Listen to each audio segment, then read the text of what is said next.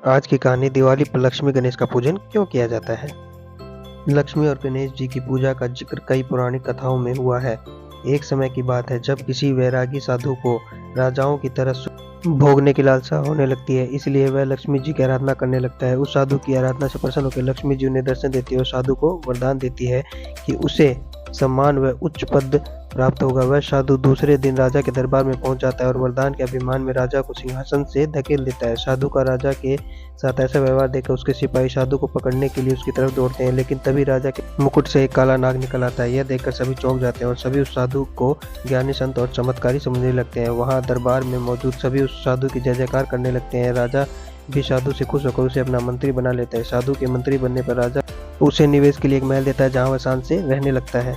कुछ समय बाद एक दिन साधु राजा के हाथ पकड़कर उसे दरबार से खींचते हुए बाहर ले जाता है। यह देखकर उसे दरबारी भी पीछे पीछे भागने लगते हैं। सभी के दरबार से बाहर निकलते भूकंप आता है जिससे महल खंडर बन जाता है। सबको लगता है कि साधु ने उनकी जान बचाई। इससे साधु का सम्मान और बढ़ जाता है।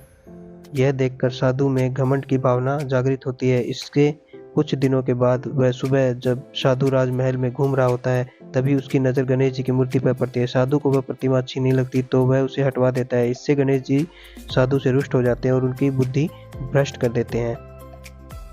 इस कारण वह हर काम उल्टा पुल्टा करने लगता है, जिससे राजा साधु से क्रोधित होकर उसे कैद खाने में डलवा देता है। साधु कैद खाने में से ही फिर से लक्ष्मी जी की पूजा आराधना करने लगता है।